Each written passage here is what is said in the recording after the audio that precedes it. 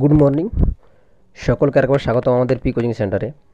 তো তোমরা জেনেই জেনেই গেছো যে আমাদের যে কারেন্ট অ্যাফেয়ার্সের যে ক্লাস প্রতিদিন সকাল 8টার সময় কিন্তু তার যে ক্লাস সেই ক্লাস কিন্তু দেওয়া হচ্ছে, এবং সেই ক্লাসটা কিন্তু প্রিমিয়াম অনুসার হচ্ছে। সেখানে তোমরা নিজেদের কোশ্চেন কিন্তু মক টেস্ট অনুসারেও কিন্তু দিতে পারো। তো এই যে কারেন্ট অ্যাফেয়ার্স কিন্তু তোমাদের যে কোনো পরীক্ষার ক্ষেত্রে কিন্তু খুবই উপযোগী হবে। তো আমরা জানি যে আগের দিন একটা শর্ট নোটিশ বার হয়েছিল সিএইচএসএল। তো সিএইচএসএল এর ফর্ম ফিল আপের কিন্তু আজকে ফর্ম ফিল আপের একটা ডেট বলা ছিল যে শর্ট নোটিশে, কিন্তু এখন পর্যন্ত ফর্ম ফিল আপের কিন্তু কোনো বা সম্পূর্ণ যে নোটিফিকেশান কিন্তু এখন পর্যন্ত বার হয়নি। তো তার সাথে বলে রাখি যে তোমাদেরকে আমরা একটা ভিডিও শেয়ার করেছিলাম, যেটা হচ্ছে বিহার স্টেট সম্পর্কিত। তো বিহার স্টেট সম্পর্কিত যে একটা প্রেস কনফারেন্স হওয়ার কথা ছিল বিসিবি বোর্ডের, তো সেই প্রেস কনফারেন্স কিন্তু ক্যান্সেল হয়েছে বা স্থগিত হয়েছে। তো সেই ক্ষেত্রে বলা যাচ্ছে যে এখন পর্যন্ত কোনো তারিখ কিন্তু এখন পর্যন্ত ঠিক হয়নি যে বিহার স্টেট পরীক্ষা কবে হবে। তো আজকের যে বিষয় কারেন্ট অ্যাফেয়ার্স, সেই কারেন্ট অ্যাফেয়ার্স কিন্তু আমাদের ক্লাস নাম্বার 2, যেটা হচ্ছে আমাদের 3/4/2024 তারিখের। ঠিক আছে, সেই কারেন্ট অ্যাফেয়ার্সের আমাদের প্রথম যে ক্লাস, সেই ক্লাসটা কিন্তু আমাদের প্রোভাইড করা হয়েছে। তো তোমরা যারা এখন পর্যন্ত দেখোনি অবশ্যই গিয়ে দেখে নিতে পারো, এবং তার লিঙ্ক আমরা আমাদের ডেসক্রিপশন বক্সে কিন্তু দিয়ে দেবো। এবং এর যে পিডিএফ কিন্তু আমাদের টেলিগ্রাম অফিসিয়াল যে টেলিগ্রাম আছে, সেই টেলিগ্রামে গিয়ে তোমরা কিন্তু পেয়ে যাবে। তার লিঙ্কও কিন্তু আমরা প্রোভাইড করব। এবং তার সঙ্গে আমাদের যে ফেসবুক পেজ, সেখানেও তোমরা জয়েন হতে পারো। সেখানেও আমাদের যে সকল ছোট ছোট শর্ট নোটিশ বা যে কোনো ধরনের চাকরির খবর কিন্তু তোমরা ওই ফেসবুক আমাদের যে পেজ আছে, সেই পেজে কিন্তু তোমরা পেয়ে থাকবে। তো আমাদের এই কারেন্ট অ্যাফেয়ার্সের মাধ্যমে কীভাবে কোশ্চেনগুলোকে করা হয় না, প্রথম বিশ্লেষণ করা হচ্ছে স্ট্যাটিস্টিক জিকে, যে সকল কিছু জিকে আছে সেগুলো, এবং তার সাথে দেশ দুনিয়ার যে সকল জিকে। এবং প্রথম আমাদের যে কারেন্ট অ্যাফেয়ার্সের ক্লাস, সেটা কিন্তু এপ্রিল মাসে প্রথম যে কারেন্ট অ্যাফেয়ার্সের ক্লাস, সেটা কিন্তু আমাদের কাল হয়েছে, বা আজকে কিন্তু তার ভিডিও কিন্তু আপলোড করা হয়েছিল। তো তোমরা যারা এখন দেখো না অবশ্যই গিয়ে দেখে নিও। এবং আজকের যে ক্লাস, সেটা হচ্ছে ক্লাস 2, কারেন্ট অ্যাফেয়ার্সের ক্লাস 2। তো তোমরা সকলে মনে রাখবে যে আমাদের যে কারেন্ট অ্যাফেয়ার্সের ক্লাস কিন্তু প্রতিদিন সকাল 8টায় কিন্তু প্রোভাইড করা হবে। তো আজকের যে প্রথম কোশ্চেন, সে প্রথম কোশ্চেন দিকে আমরা চোখ রাখবো। তো প্রথম কোশ্চেন যেটা বলা হয়েছে প্রথম কোশ্চেন যেটা বলা হয়েছে, যে বলা আছে আরবিআই, এটা হচ্ছে 9 হবে, ঠিক আছে, এটা 90 হবে, হ্যাঁ। আর 9তম হচ্ছে প্রতিষ্ঠা দিবস কবে পালিত হয়। তাহলে আরবিআইয়ের যে এই 90তম যে প্রতিষ্ঠা দিবস কবে পালিত হয়, সেটা হচ্ছে কি 2 এপ্রিল, 4 এপ্রিল, নাকি 1 এপ্রিল, নাকি 5 এপ্রিল। তো এর যে সঠিক অ্যান্সার কোনটা হবে? এর সঠিক অ্যান্সার হচ্ছে আমাদের কোনটা না 1 এপ্রিল। 1 এপ্রিল এর কিন্তু মানে প্রতিষ্ঠা দিবস হিসেবে পালন করা হয়। তারপর এই আরবিআই সম্পর্কে কিছু আমাদের তথ্য বা যে সব গুরুত্বপূর্ণ তথ্যগুলো, সেই তথ্যগুলো কিন্তু তোমাদের সামনে আমি তুলে ধরছি। তো তোমরা যত্ন সহকারে কিন্তু এই আমাদের যে ক্লাসটা, সেই ক্লাসটা কিন্তু দেখতে পারো। তো আশা করা যায় এখান থেকে তোমরা কারেন্ট অ্যাফেয়ার্সে কিন্তু অনেক কোশ্চেনই কিন্তু পেয়ে থাকবে। তো গুরুত্বপূর্ণ যে তথ্যটা, সেই গুরুত্বপূর্ণ তথ্যগুলো আমাদের বলা হচ্ছে কি, যেটা বলা আছে কি, যে এডিশন যেটাকে প্রথম আর কি হয়েছিল, বা এবার যে এডিশন হয়েছিল কত 90তম, কোথায় হয়েছিল? মুম্বাইয়ে। ঠিক আছে, তাহলে 90তম যে এডিশন হয়েছিল কোথায় না মুম্বাইয়ে। তার যে প্রথম মুখ্যালয় কোথায় ছিল? কলকাতায় 1937 খ্রিস্টাব্দে, এবং এই 1937 খ্রিস্টাব্দে কিন্তু মুম্বাইয়ে প্রতিস্থাপিত হয় বা প্রতিস্থাপনা করা হয় তার মুখ্যালয়কে। ঠিক আছে, বা তার হেডকোয়ার্টার্স। তাহলে আমাদের যদি কোশ্চেন করা হয় যে আরবিআর হেডকোয়ার্টার্স কোথায়, আরবিআর যে হেডকোয়ার্টার্স সেটা হচ্ছে কোথায়? মুম্বাইয়ে। হ্যাঁ, মুম্বাই হচ্ছে তার হেডকোয়ার্টার্স। ঠিক আছে, তো তারপর যেটা আছে কি, যে রাষ্ট্রীয়করণ করা হয়েছিল কখন, মানে প্রথম চালু হয়েছিল কত কত সালে? 1949 সালে। মানে একটা কোশ্চেনের বেসিসে আমরা কিন্তু অনেকগুলো কিন্তু তথ্য কিন্তু আমরা জানতে পারছি। ঠিক আছে, তারপরে কি বলা আছে, যে ভারতের প্রথম গভর্নর কে ছিল, মানে ভারতের প্রথম গভর্নর কিসের ছিল? আরবিআই যে ব্যাংক আছে, সেই আরবিআই ব্যাংকের যে প্রথম গভর্নর ছিলেন, তিনি হচ্ছেন কে? C D Deshmukh. প্রত্যেকটা বিষয় কিন্তু আমাদেরকে ভালোভাবে মনে রাখতে হবে। তো সি ডি দেশমুখ। এবং এখন যে আরবিআইয়ের গভর্নর, সেটা হচ্ছে কে? শক্তিকান্ত দাস, যেটা হচ্ছে 25তম গভর্নর। তাহলে আমরা জানতে পারলাম কি, যে আরবিআই যে 90তম প্রতিষ্ঠা দিবস পালিত করা হয় 1 এপ্রিল, 1 নাম্বার কোশ্চেন জানতে পারলাম। তারপর জানতে পারছি কি এর যে এডিশন 90তম এডিশন কোথায় হয়েছিল না মুম্বাই, 2টা কোশ্চেন। এবং প্রথম যে মুখ্যালয় ছিল কোথায়, প্রথম যেটা হচ্ছে 1937 সালে, সেটা হচ্ছে কলকাতায় ছিল, 3টা প্রশ্ন। এবং তার সাথে গিয়েছে কত সালে আর কি স্থানান্তরিত হয়েছিল মুম্বাই, 1937 সালে। আমরা তাহলে 4টা প্রশ্ন জানতে পারলাম এখান থেকে। এবং যেটা বলা আছে কি রাষ্ট্রীয়করণ কখন করা হয়েছিল না 1949 সালে। একটা 5 নম্বর একটা প্রশ্ন জানতে পারলাম। এবং ভারতের প্রথম গভর্নর কে ছিল না সিডি দেশমুখ, 6টা নাম্বার প্রশ্ন। এবং যেটা বলা আছে কি এখন আরবিআইয়ের গভর্নর কে ছিল শক্তিকান্ত দাস। শক্তিকান্ত দাস, তাহলে আরবিআই হচ্ছে শক্তিকান্ত দাস, এটা কততম না 25তম। তাহলে আমরা টোটাল একটা কোশ্চেনের বেসিস আমরা টোটাল 8টি কিন্তু প্রশ্ন কিন্তু আমরা জানতে পারছি। ঠিক আছে, তাহলে এই হিসাবে যদি দেখতে যাই এর থেকে বড় গুরুত্বপূর্ণ কিছু আর হতে পারে নাই। ও 2 নম্বর প্রশ্ন যেটা বলা হয়েছে কি যে হকি ইন্ডিয়া পুরস্কার 2023 অনুযায়ী পুরুষদের বিভাগে বছরের সেরা খেলোয়াড় হিসেবে কাকে নির্বাচিত করা হয়েছিল না হার্দিক কুমার, সালিমা টেটে, পি আর শ্রীজেশ নাকি অশোক কুমার। তাহলে এর যে সঠিক অ্যান্সার হবে এর সঠিক অ্যান্সার হচ্ছে হার্দিক কুমার। তো এই বেসিসে কিছু আমরা গুরুত্বপূর্ণ তথ্য কিন্তু আমরা জেনে নেব। তো যে তথ্যগুলো আছে সেই তথ্যগুলো কী কী, যে বলবীর সিং ট্রফি প্রদান করা হয় কাকে, হার্দিক কুমারকে। এবং women player of the year হয়েছিল কে, সেলিম টেটে। সর্বশ্রেষ্ঠ গোলকিপার যেটা হচ্ছে কি বলজিৎ সিং পুরস্কার পাইছিল কে, পি আর শ্রীজেশ, যেটা হচ্ছে উনি হচ্ছেন কিন্তু একজন হকি দলের একজন গোলরক্ষক। এবং major Dhyan Chand lifetime achievement পুরস্কার পাইছিলেন কে না অশোক কুমার। তারপরে ইন্ডিয়া হকি এর অধ্যক্ষ ছিলেন কে, দিলীপ টার্কি। তো এইখানে একটা কোশ্চেন আসতে পারে যে ধ্যানচাঁদ, তাহলে কাকে হচ্ছে হকির জাদুকর কাকে বলা হয় না মেজর ধ্যানচাঁদকে কিন্তু হকির জাদুকর বলা হয়। ঠিক আছে, তো আরও কিছু গুরুত্বপূর্ণ তথ্য আমরা জানবো, যেটা হচ্ছে কি ভারতের যে সকল প্রধান প্রধান স্টেডিয়ামগুলো, সেই স্টেডিয়ামগুলো কিন্তু আমরা জানবো। তো ভারতের প্রধান যে স্টেডিয়াম ক্যাপ্টেন রূপ সিং স্টেডিয়াম, সেটা হচ্ছে কি গোয়ালিয়র অবস্থিত। একলব্য স্টেডিয়াম সেটা হচ্ছে আগ্রাতে অবস্থিত। মার্কারি ইন্টারন্যাশনাল সার্কিট স্টেডিয়াম সেটা হচ্ছে নয়ডাতে অবস্থিত। এবং শহীদ বীর নারায়ণ স্টেডিয়াম সেটা হচ্ছে রায়পুরে অবস্থিত। এবং তার সাথে হচ্ছে জওহরলাল নেহেরু স্টেডিয়াম সেটা হচ্ছে নিউ দিল্লিতে অবস্থিত। এবং ইন্দিরা গান্ধী অ্যাথলেটিক স্টেডিয়াম সেটা হচ্ছে গুয়াহাটিতে কিন্তু অবস্থিত।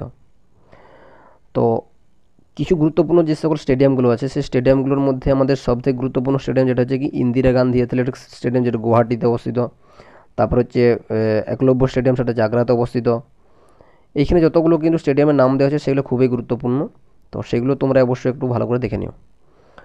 তো পরবর্তীতে আমাদের 3 নম্বর প্রশ্ন কী বলা হয়েছে, যে 3 নম্বর প্রশ্ন যেটা বলা হয়েছে কি যে বিশ্বের প্রথম ওম আকৃতির মন্দিরটি কোন রাজ্যে অবস্থিত, ওম আকৃতির মন্দির।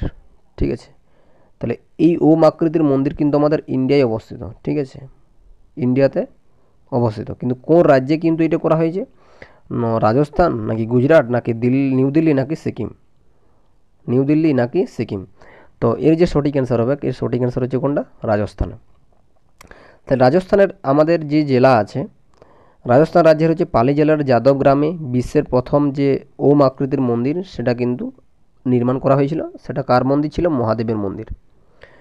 তারপর আছে কি যে PAPS মন্দির, যেটা হচ্ছে হিন্দু মন্দির, কোথায় অবস্থিত না UAE-তে অবস্থিত। এবং রাম মন্দির উদ্ঘাটন করা হয়েছিল 22শে জানুয়ারি 2024 অযোধ্যায়, যেটা হচ্ছে কি ইউপিতে বা উত্তরপ্রদেশে কিন্তু অবস্থিত। তারপর কিছু গুরুত্বপূর্ণ তথ্য বা প্রধান যে সকল মন্দির আছে ভারতের আমাদের, তো ভারতের কিছু প্রধান প্রধান মন্দির আছে যেগুলো হচ্ছে কি ভিরুপক্সা মন্দির, যেটা হচ্ছে কর্ণাটক রাজ্যে অবস্থিত। হাজার রাম মন্দির, সেটাও কিন্তু কর্ণাটক রাজ্যে অবস্থিত। পদামানাথ স্বামী মন্দির, যেটা যে কেরল রাজ্যে অবস্থিত। তারপর হচ্ছে কি শবরীমালা মন্দির, যেটা কেরল রাজ্যে অবস্থিত। এবং লর্ড ভেঙ্কটেশ্বর মন্দির, যেটা হচ্ছে অন্ধ্রপ্রদেশে কিন্তু অবস্থিত। তাহলে গুরুত্বপূর্ণ তথ্যগুলো কী কী ছিল, যে ভারতের প্রধান মন্দির হচ্ছে বিরূপক্সা মন্দির, কর্ণাটক রাজ্যে অবস্থিত। হাজার রাম মন্দির, কর্ণাটক রাজ্যে অবস্থিত। পদামানাথ স্বামী মন্দির, যেটা কেরল রাজ্যে অবস্থিত। শবরীমালা মন্দির, যেটা কেরল রাজ্যে অবস্থিত। আর লর্ড ভেঙ্কটেশ্বর মন্দির, যেটা হচ্ছে অন্ধ্রপ্রদেশ রাজ্যে কিন্তু অবস্থিত। তাহলে আমাদের 3 নম্বর প্রশ্নে কিন্তু অনেকগুলো আমরা কিন্তু তথ্য আমরা জানতে পারলাম। তো তারপর হচ্ছে কি আমাদের পরবর্তী প্রশ্ন যেটা বলা হয়েছে কি যে স্পোর্টস সম্পর্কিত কিছু একটা প্রশ্ন, যেটা হচ্ছে ভারতীয় ফুটবলার সুনীল ছেত্রী কয়টি আন্তর্জাতিক ফুটবল ম্যাচ খেলেছেন। তাহলে এই যে উনি সুনীল ছেত্রী কিন্তু ভারতীয় যে ফুটবল টিম আছে সেই ফুটবল টিমের একজন কিন্তু অধিনায়ক। ঠিক আছে, ফুটবল টিমের ক্যাপ্টেন। তাহলে প্রশ্নটা কী আছে যে ভারতীয় ফুটবলার সুনীল ছেত্রী কয়টি আন্তর্জাতিক বা ইন্টারন্যাশনাল কিন্তু ফুটবল ম্যাচ খেলেছেন? তাহলে এক কথা বলতে গেলে 140টি, 145টি, 147টি নাকি 150টি? তাহলে এর যে সঠিক অ্যান্সার হবে, তো তোমরা সকলে বলার চেষ্টা করো যদি জেনে থাকো, তো এর যে সঠিক অ্যান্সার হবে সেটা কত? 150টি। তাহলে 150টি কিন্তু তিনি আন্তর্জাতিক ফুটবল ম্যাচ খেলেছিলেন এবং তিনি ছিলেন অষ্টমতম। তাহলে 150টা ম্যাচ খেলেছেন এরকম খেলোয়াড়দের মধ্যে তিনি কিন্তু অষ্টম। ঠিক আছে, তার পেছনে কিন্তু 7জন যে সকল ফুটবলার ছিলেন তারাও কিন্তু 150টা ম্যাচ খেলেছে। সেই হিসাবে কিন্তু আমাদের সুনীল ছেত্রী বা আমাদের যে ফুটবলের দলের অধিনায়ক সুনীল ছেত্রী তিনিও কিন্তু 150টা ম্যাচ খেলেছেন, তার স্থান হচ্ছে অষ্টমতম। তো এই সম্পর্কে কিছু তথ্য কিন্তু আমরা জানবো যে বিশ্বের অষ্টমতম খেলোয়াড়। ঠিক আছে, আর গোলের দিক থেকে আমাদের প্রথম আছে কে? ক্রিস্টিয়ানো রোনাল্ডো, অবশ্যই আমরা সবাই জানি কে 128টি গোল করেছেন, এবং লিওনেল মেসি যেটা হচ্ছে 106টি গোল করেছেন, এবং সুনীল ছেত্রী যেটা হচ্ছে 94টি। তো এইটা একটা সব থেকে একটা সুনীল ছেত্রী একটা যে বড় একটা যোগ্য অর্জন করেছে যে ইন্টারন্যাশনাল যে দেশে আমাদের ফুটবলের অবস্থা খুবই খারাপ সেই দেশের একজন ফুটবলার তিনি গোল গোল দেওয়ার দিক থেকে একজন তৃতীয়তম গোলদাতা। তিনি টোটাল গোল করেছেন কটা? 94টা। তো আরও কিছু আমরা গুরুত্বপূর্ণ তথ্য কিন্তু আমরা জানবো, যেটা হচ্ছে কি যে প্রধান ক্রীড়া ট্রফি, মানে কোন খেলার সাথে আর কি কোন ট্রফি কিন্তু আমাদের যুক্ত হয়ে আছে। যেমন প্রথম হচ্ছে কি আগা খান কাপ, যেটা হচ্ছে হকির সাথে যুক্ত হয়ে আছে, আশুতোষ মুখার্জি ট্রফি যেটা হচ্ছে ফুটবল, এবং দেওধর ট্রফি যেটা হচ্ছে ক্রিকেট। আবার ক্রিকেট একটা আছে রঞ্জি ট্রফি, এটা আমরা সবাই জানি যে রঞ্জি ট্রফি, এটাও কিন্তু ক্রিকেটের সাথে যুক্ত হয়ে আছে। তারপর হচ্ছে অমৃত দেওয়ান কাপ যেটা হচ্ছে ব্যাডমিন্টন, এবং ফেডারেশন কাপ যেটা হচ্ছে বাস্কেটবল।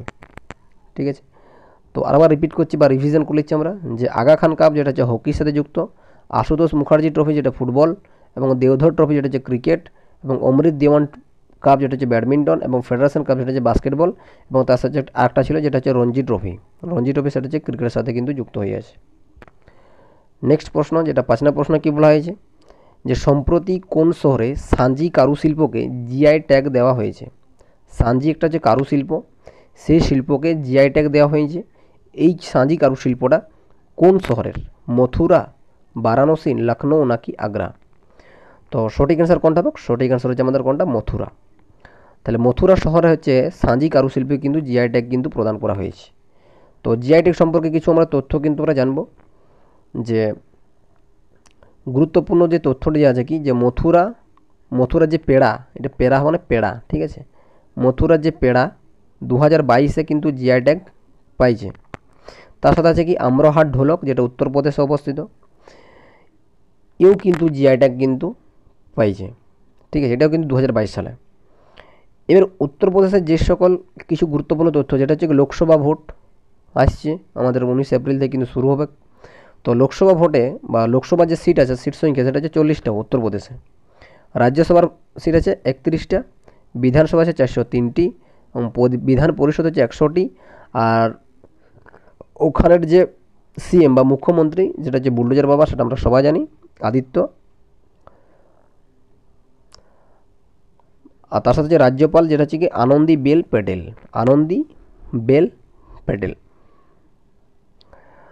তো আরবার একটু রিভাইজ করা যাক যে মথুরা যে পেড়া 2022-এ যে জিআই ট্যাগ পাইছিল, আম্রহাট ঢোলক যেটা উত্তরপ্রদেশ, এটাও কিন্তু জিআই ট্যাগ পাইছিল 2022-এ, এবং এর যে লোকসভার সিট সংখ্যা সেটা 40টি, রাজ্যসভার সিট সংখ্যা 31টি, বিধানসভা হচ্ছে 403টি, বিধান পরিষদ হচ্ছে 100টি, রাজ্যপাল হচ্ছে আনন্দীবেন প্যাটেল, এবং মুখ্যমন্ত্রী হচ্ছে কি যোগী আদিত্যনাথ।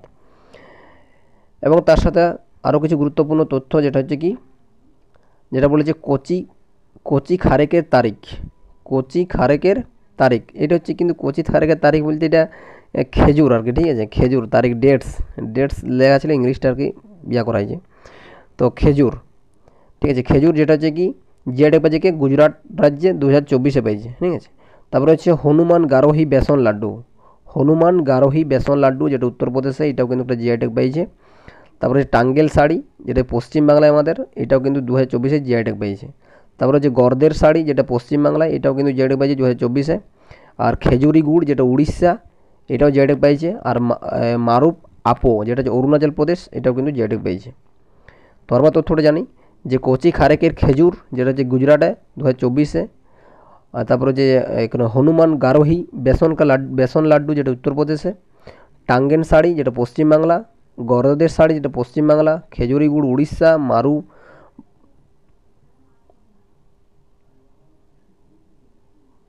এটা কি আছে যে মারু আপো যেটা হচ্ছে অরুণাচল প্রদেশ।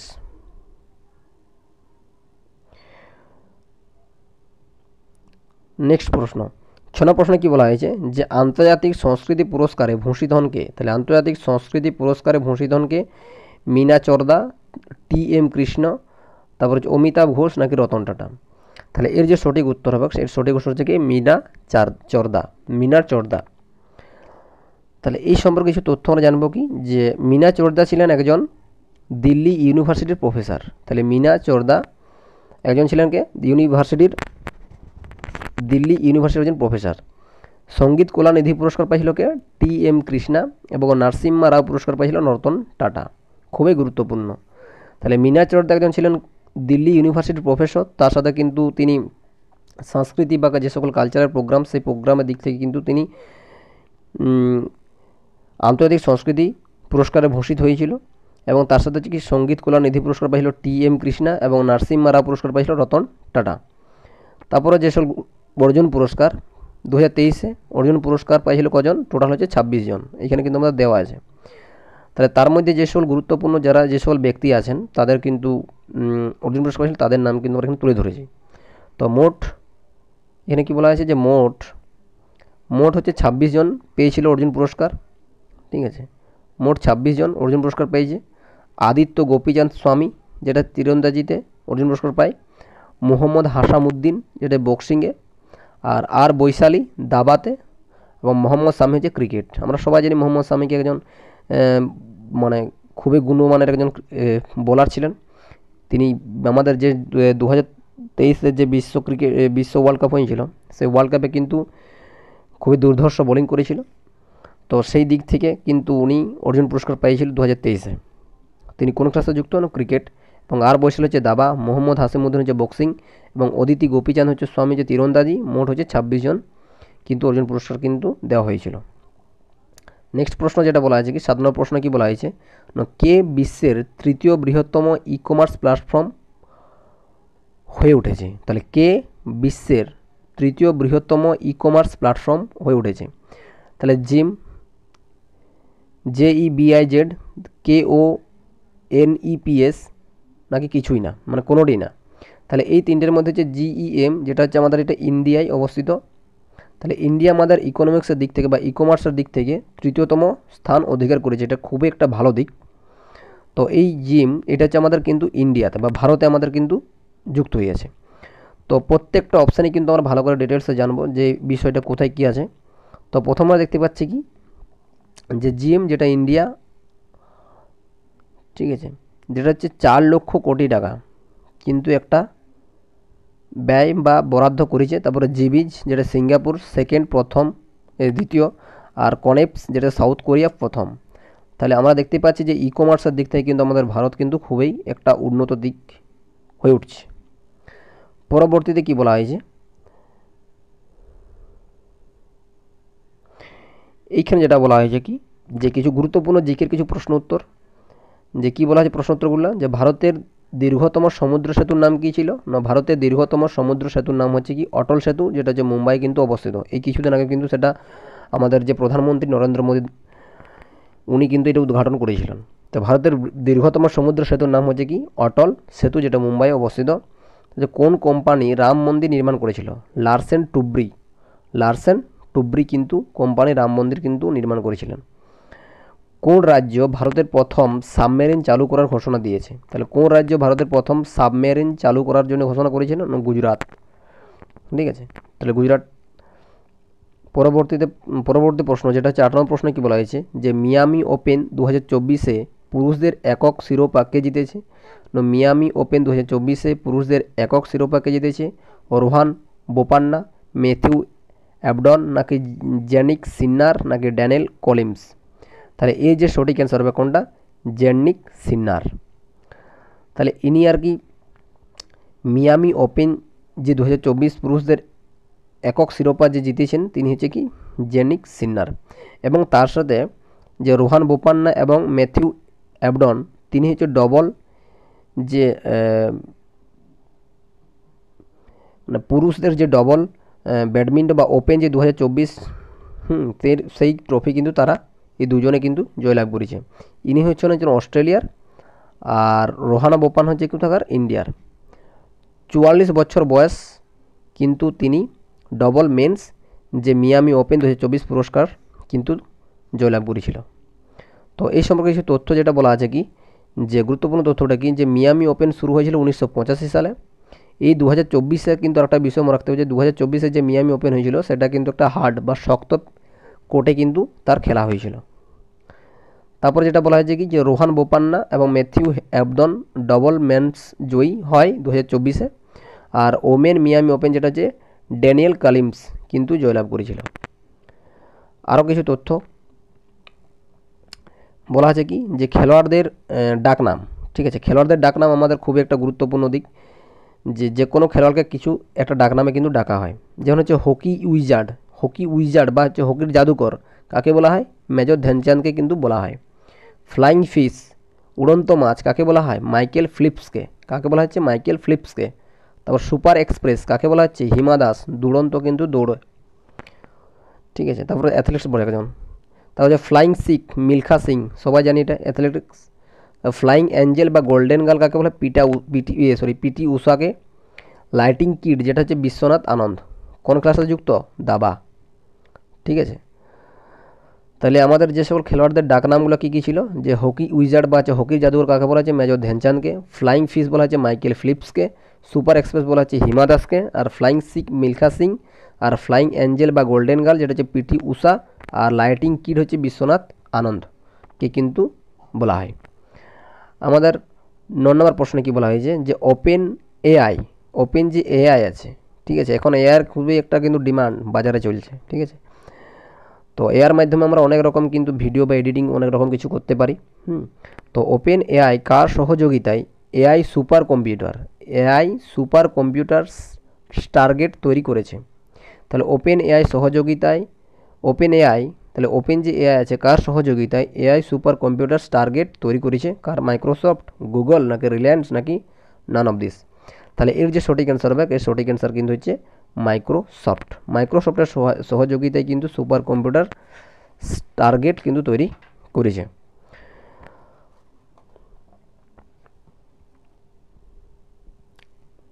তারপরে গুরুত্বপূর্ণ তথ্য কী আছে, যে এআই শহর কোন শহরকে বলা হচ্ছে, লখনৌকে। লখনৌ কিন্তু এআই শহর বলা হয়।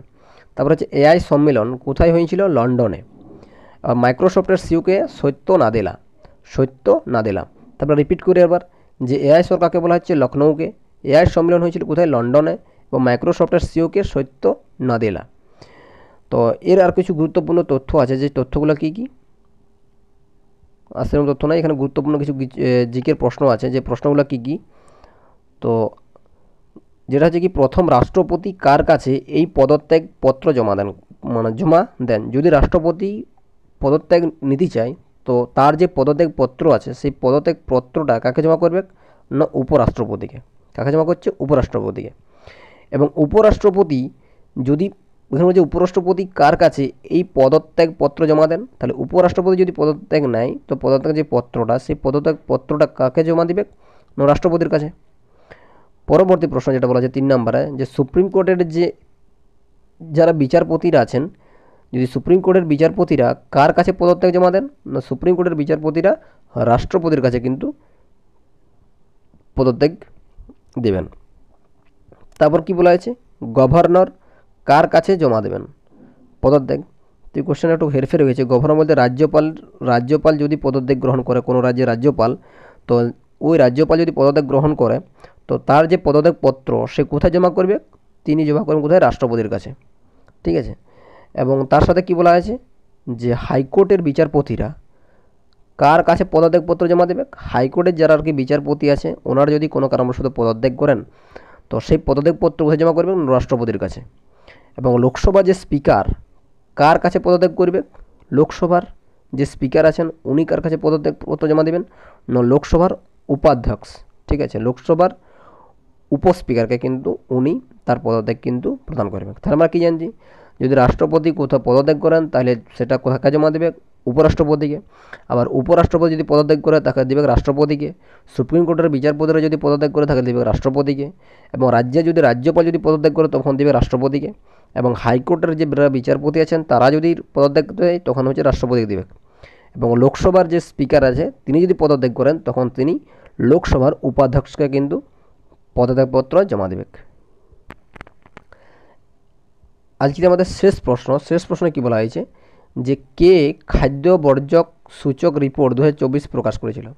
তাহলে 2024-এ যে খাদ্য বর্জ্য সূচক, বর্জ্য বলতে কি, যে সকল খাবারগুলো বেঁচে যেত, সেই সকল খাবারগুলো যে ফেলে দেওয়া হতো তার একটা রিপোর্ট বা তার একটা সূচক প্রকাশ করেছিল 2024 সালে। কে করেছিল? ওয়ার্ল্ড ব্যাংক নাকি ইউনাইটেড নেশনস নাকি এশিয়ান ডেভেলপমেন্ট ব্যাংক নাকি ইউএনইপি? তো এর যে সঠিক অ্যান্সার হবে সেটা হচ্ছে ইউএনইপি এর সূচক কিন্তু একটা চালু করেছিল। তো এই সম্পর্কে কিছু তথ্য আমরা জানি আগে, যে এই রিপোর্ট 2022 সালের ছিল, 2024 সালের 2022 সালের রিপোর্টটা 2024 সালে কিন্তু প্রকাশিত হয়েছিল।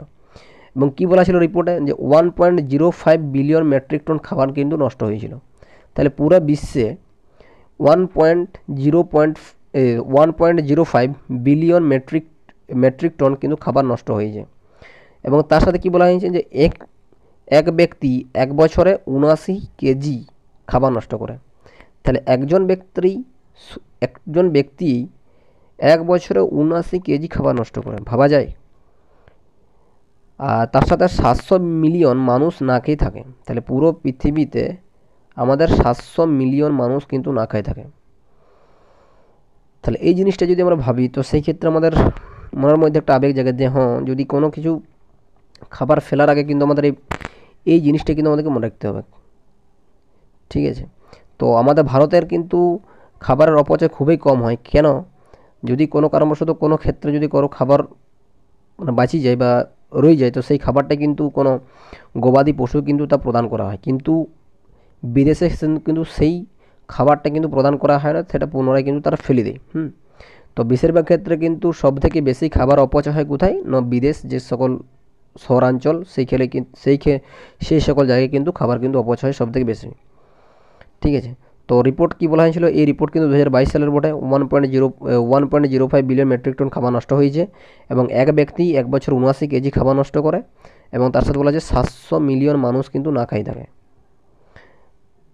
তারপর কি বলা আছে, এখানে গুরুত্বপূর্ণ তথ্য কি বলা আছে, কিছু গুরুত্বপূর্ণ অধ্যায় বা ধারা। ঠিক আছে, গুরুত্বপূর্ণ অধ্যায় যেটা বলা আছে বা ধারা। অসততার সংজ্ঞা, যদি কারোর সাথে যদি কী বলবো, কারোর সাথে যদি ধোকা দেওয়া হয়, ঠিক আছে, ইংলিশে বলছে, হিন্দিতে বলছে ধোকা, বা কাউকে যদি চিট করা হয় তো সেই কত নম্বর ধারা করা হবে, সেটা ধারা নাম্বার 24। আর অপরাধের সংজ্ঞা, যদি কারোর সাথে অপরাধ করা হয়, ঠিক আছে, অপরাধ যদি করা হয় সেই ধারাটা কত নম্বর ধারা দেওয়া হচ্ছে, 40 নম্বর ধারা। এবং শাস্তির সংজ্ঞা দেওয়া হয় কি, অপরাধ যদি করে তাকে কি শাস্তি দেবে, কত নম্বর ধারাতে শাস্তি দেওয়া হবে, ধারা নাম্বার 53-তে। এবং হত্যার যদি চেষ্টা করে তো ধারা হচ্ছে কত নাম্বার, 300 ধারা দেওয়া হবে। এবং হত্যার যে শাস্তি দেওয়া হবে সেই হত্যার শাস্তি কত নম্বর ধারা দেওয়া হবে সেই ব্যক্তিকে, ধারা নাম্বার 302। তাহলে যদি কাউকে চিট করে তাহলে ধারা 24 ব্যবহার করা হবে।